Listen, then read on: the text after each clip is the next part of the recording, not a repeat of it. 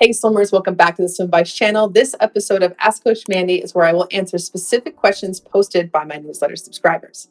Now, before I get into detail, if you are new to this channel, welcome. And if you're looking to support the channel, be sure to hit the subscribe button at the bottom right-hand corner as I post videos every week to help with your swim practice. So this question is about freestyle distance. How can I swim uninterrupted for 500 plus meters without stopping? I am a runner who can run half marathons, but I can't get past swimming 150 meters without having to grab the wall. And this is breathing related. Yes, so actually 2 points to this. And the root cause of why you're having a problem swimming a continuous 500 has to do with breath control, relaxing your breath and finding your rhythm. So it's basically relearning how to breathe. So you do have the physical endurance to be able to swim this distance, but the reason why you're gasping for air or having to stop multiple times, interrupting your 500 plus meter swim, has to do with inefficiency with your breath control. So there's a point where you are out of rhythm when you breathe. You may be exhaling too much too often, or you may be not exhaling anything and holding your air in. Both of those are counterproductive to you being able to be relaxed and efficient and have a consistent breathing rhythm that you can sustain for a distance swim.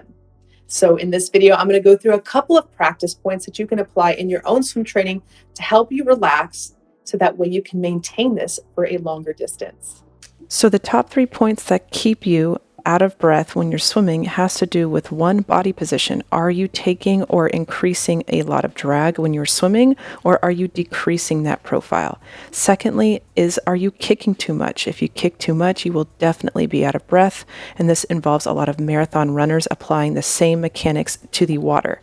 And lastly, breath control.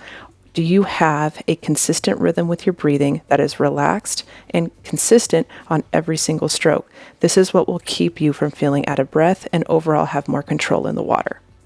So the 2 practice points for breath control are 1, breathing often. If you are breathing for distance, you should be breathing every 2 strokes or every 3 strokes and not really spacing it out any more than 4. This will help you get enough air in and also have enough time to exhale. And lastly, a second point with this breath control piece is exhaling on the roll out, allowing the inhale to happen, as well as exhaling on the return. That is a very important point, is that if you hold your breath when you return your head back, you are more likely to build up the CO2 and overall feel out of breath. So I'm going to go through a couple of video demos so you can pay attention to that exhale on the roll out as well as the return back. Okay, so here I'm demonstrating the breathing sequence in place so you can see the exhale. So pay attention to the exhale on the roll out, as well as, most importantly, on the roll back in. So you see here as I release the air on the way out, and I allow the inhale to happen. I'm not forcing it, it just happens on its own. And then you want to release that last bit of air on the return back to help relax your lungs. You can see it here in slow motion, so pay attention to the exhale on the roll out as well as the return back. So when you're breathing in, it should feel like just enough air, not too much, and it doesn't feel like a shallow breath.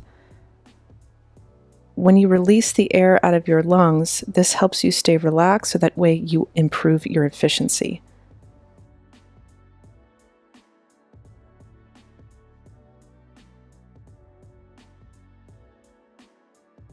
Here's just the underwater view so you can see again, pay attention to the exhale.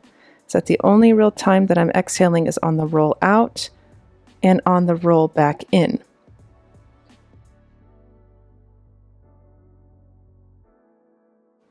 This will help you stay calm and relaxed so that way you're able to get the air in once you are able to breathe. A common disruption or mistake with breathing is holding your breath after you get your air in. This ends up building the CO2 in your lungs and you end up feeling out of breath, and it's a lot harder to recover from this feeling. So it's important to release that little bit of air on the return back to help you relax your lungs so you can take in more air on the next stroke.